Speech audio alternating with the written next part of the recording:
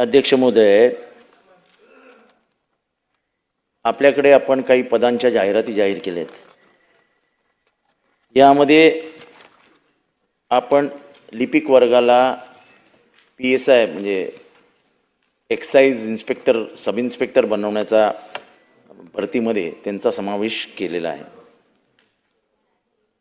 या भरतीमध्ये तुमच्या विभागातले म्हणजे एक्साइज मधले जे हवालदार आहेत, जे सैनिकी पेशातून आलेले असतात किंवा शारीरिक शिक्षण घेऊन हवालदार झालेले असतात, ते स्पर्धा परीक्षा देऊन नंतर ह्या पदाला योग्य होतात। पण जेव्हा लिपिक या पदासाठी जातात तेव्हा त्यांना कुठलीही शारीरिक परीक्षा त्यांनी दिलेली नसते। आपण शारीरिक क्षमतेविषयी नेहमीच बोलत आलेले आहात। आपल्या समोर उभ्या असलेल्या एखाद्या हवालदाराचं किंवा इन्स्पेक्टरचं पोट जर मोठं असेल तर आम्ही बघितलेलं आहे की आपण त्या पोटाकडे असं बोट दाखवता। पण आपल्याच विभागामध्ये जेव्हा सब इन्स्पेक्टरची भरती होते तेव्हा ते लिपिक जर शारीरिक क्षमता नसलेले जर दुय्यम निरीक्षक होणार असतील ते कितपत योग्य आहे? आपल्याला आतापर्यंत ही पदं ज्यांच्या ज्या डिपार्टमेंटमध्ये आहेत, पोलीस डिपार्टमेंटमध्ये आहेत, परिवहन खात्यात आहेत, वेगवेगळ्या खात्यामध्ये सब इन्स्पेक्टरची पदं आहेत, एकाही खात्याने अशी भरती केलेली नाही। मग ही भरती फक्त एक्साइज डिपार्टमेंटमध्ये का आहे हा माझा दुसरा प्रश्न आहे। आणि त्याचबरोबर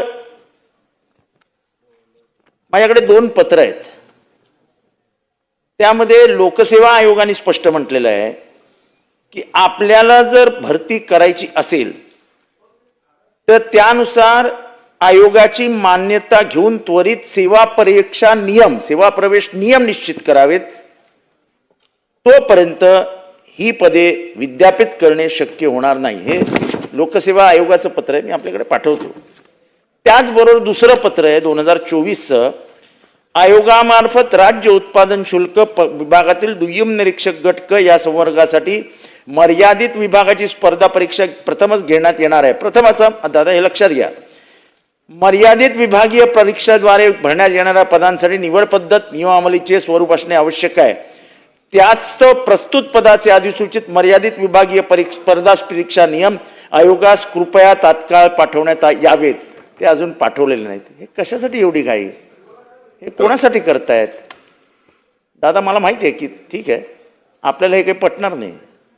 शारीरिक क्षमता नसलेला माणूस तुमच्याकडे PSI एक्साइज सब इन्स्पेक्टर झालेला आपल्याला आवडेल का? शेवटी जो हवालदार आहे तो जाऊन भट्ट्या उद्ध्वस्त करतो, तो गावागावात घुसतो, अनैतिक दारूचे धंदे बंद करतो, इल्लीगल ठिकाणी